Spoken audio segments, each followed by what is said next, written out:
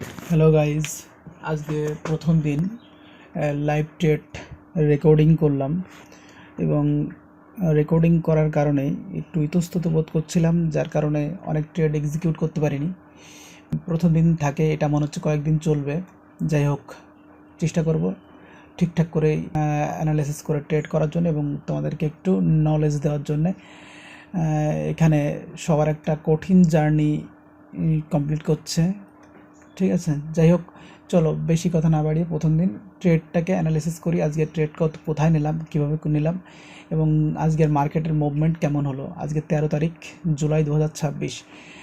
আজকে একটা সেন্টিমেন্ট মার্কেটে কাজ করেছে, সেটা হচ্ছে যে ইরান এবং আমেরিকা যে যুদ্ধটা চলছে, সেই যুদ্ধটা আবার স্টার্ট হয়ে যাওয়ার কারণে আজকে মার্কেটের একটু নেগেটিভ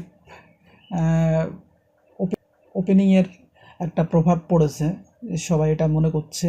কিন্তু আমি মার্কেটে এইসব দেখে আমি ট্রেড করি না, কিন্তু সেন্টিমেন্ট অবশ্যই আমি দেখি যে সেন্টিমেন্টটা কী চলছে। তার কারণে গ্যাপ ডাউন হওয়ার পরে এখানে অনেকটা টাইম কনসিলেশন করে, দেখো প্রথম দিকেই। এবার সেই জায়গাটা করার পরেও মার্কেটটা যখন মুভ করে, এখানে আমার একটা সেন্টিমেন্টাল এন্ট্রি থাকে, ঠিক আছে। অ্যাকচুয়ালি আমি এটা করে থাকি, কিন্তু আমি আজকে করিনি। এই ক্যান্ডেলেই নেওয়া এবং স্টপ লস ঠিক এর নিচেই, যার কারণে তারপরেও নিইনি। প্রথম দিন চলে গেল এই গল্পটা। তারপরে এখান থেকে চলে আসো, দেখো ট্রেড করতে গেলে গতকালকের দিনটাকে একটু অবজার্ভ করতেই হবে, তার একটা প্রভাব এই দিন পড়ে থাকে। এখানে গতকালকের যে লো ছিল সেটা কিন্তু আমাদের একটা, এবং এখানে আমি প্রথম নিতাম যদি কিনা এটা রিটেস্ট করতো, যতটা আপ মুভ দিয়েছিল ঠিক তার থেকে যদি কিছুটা রিটেস্ট করতো, নিচে আসতো, তাহলে আমি দিতাম। কিন্তু উপরে যে একেবারে টপে যেখানে গতকালকের লো ছিল, সেইটাকে এখানে রেজিস্ট্যান্স আকারে ধরে এখানে অনেকটা টাইম পাস করলো এবং রেজিস্ট্যান্স ব্রেক করলো। ব্রেক করার পরে এখানে আমার একটা এন্ট্রি ছিল, কিন্তু আজকে বললাম একটু প্রভাবের জন্যই আমি এখানে, দেখো ফার্স্ট টাইম যখন এখানে বেশ কয়েকবার এখানে ট্রাই করলো নিচে আসার জন্যে, তারপর পারলো না। এখানে একটা আমার কী করলো, সাপোর্ট বানালো এবং সাপোর্টে দেখো ডোজি এবং হ্যামার দুটোই বানিয়েছে। তাহলে এখানে কনফার্মেশন অনেকটা বেশি থাকে, কারণ এখানে ক্যান্ডেল সেন্টিমেন্ট দেখার দরকার আছে। তারপর দেখো আমার এন্ট্রিটা ছিল, অ্যাকচুয়ালি আমি তোমাদেরকে দেখাবো, 1 মিনিট ক্যান্ডেলে দেখতে পারবা ঠিক এই ক্যান্ডেলটার নিচে। কোন ক্যান্ডেলটা বলো তো? এই যে ক্যান্ডেলটা একদম ডট টু ডট, এই ক্যান্ডেলের নিচে আমার এন্ট্রি ছিল। স্টপ লস খুব 2-4 পয়েন্টের স্টপ লস ছিল, কিন্তু এটা আমার মুভটা মিস করি আমি নিই নাই, যার কারণে এটা আমার খুবই খারাপ লাগছিল যে আমি এসব মুভ জানার পরেও আজকে নিতে পারলাম না, ঠিক আছে।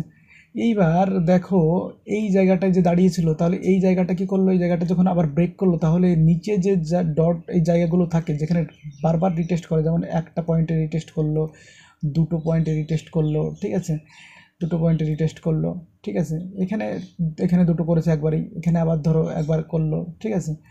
এই যে 3বার রিটেস্ট, এখানে যে সরি এখানে যে ভাই বানাচ্ছে, টপ বানাচ্ছে, ডবল টপ, ট্রিপল টপ, এখানে যে 4টে টপ ধরো বানিয়ে ফেললো। তার মানে কি, এই টপটাকে যখন ব্রেক করলো তখন এটা অবশ্যই সাপোর্ট আকার কাজ করবে। এবার উপরে চলে গেল, উপরে চলে যাওয়ার পরে আমি জাস্ট এটা 1 গোতে যাচ্ছে দেখে আমি এখানে জাস্ট একটা স্ক্যাল্পিং, আমি অ্যাকচুয়ালি স্ক্যাল্পিং করে থাকি, একেবারে ছোট্ট স্টপ লসের সাথে স্ক্যাল্পিং করে থাকি। আমি তখন একটা স্ক্যাল্পিং করলাম, স্ক্যাল্পিংটা করলাম আমি হচ্ছে, তাও লেট এন্ট্রি হয়ে গেছিলো, একদম এই ক্যান্ডেলের ডটে এন্ট্রি নেওয়া উচিত ছিল। তারপর আমি এন্ট্রিটা নিলাম, এই ঠিক এরকম একটা জায়গায় এন্ট্রিটা নিলাম এবং স্ক্যাল্পিং ছিল আমার 500 টার্গেট ছিল এবং সেটা আমরা অ্যাচিভ করলাম।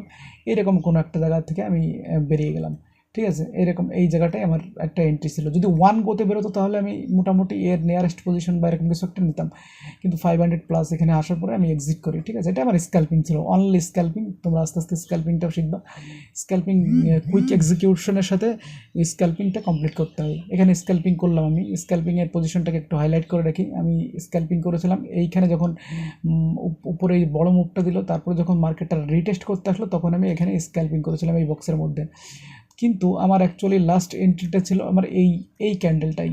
দেখো এই ক্যান্ডেল পড়ছিল, এটা কিন্তু এই সরি এখানে যে রেজিস্ট্যান্স ছিল, ব্রেক করলো, তখন এটা কী করলো, সাপোর্ট আকারে কাজ করলো। এই সাপোর্টে কিন্তু আমার এখানে একটা পজিশন ছিল, এখানে একটা পজিশন করতে পারতাম, কিন্তু তারপর দেখলাম যে এখানে সারাদিন পরে মোটামুটি 1:30টা বেজে গেছে। তার মানে এটা খুব একটা স্লো মুভ করবে, এখানে বায়ারদের খুব একটা ইন্টারেস্ট থাকবে না, খুব একটা থাকেও নি, কিন্তু এখানে আমার এন্ট্রি ছিল। এখানেও আমি মোটামুটি যে স্ট্রাইক প্রাইজে করি না কেন, কমপক্ষে আমি এখানে 30 পয়েন্ট তো ক্যাপচার করতে পারতামই এতে আরামসে, কিন্তু আমি তারপরেও আজকে প্রথম দিন, যার কারণে নিইনি এবং এই ট্রেডটাও মিস করি।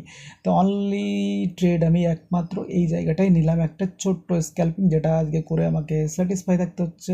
কিন্তু অ্যাকচুয়ালি আমার টার্গেট এখানে যদি কুইক যেত তাহলে মোটামুটি এতটা নিতাম।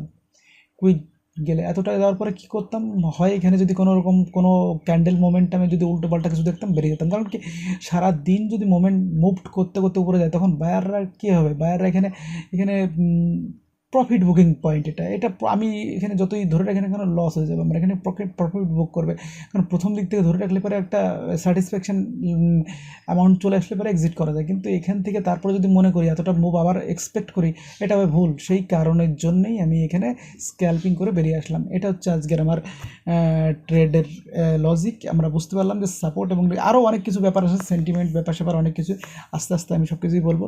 তাহলে এটাই আজকের ট্রেডের সমস্ত বিবরণ থাকলো তোমাদের সামনে। চলো তাহলে আমরা কালকে সকালে আবার আসছি। আমি কালকে আবার লাইভ রেকর্ডিং করব, যতদিন না আমার সাবস্ক্রাইবারটা মোটামুটি লাইভে না আসা পর্যন্ত হচ্ছে, ততদিন পর্যন্ত এইভাবেই আমি তোমাদেরকে আমার ট্রেড দেখতেই পাই। ঠিক আছে, তাহলে কালকে আবার দেখা হচ্ছে। Bye bye.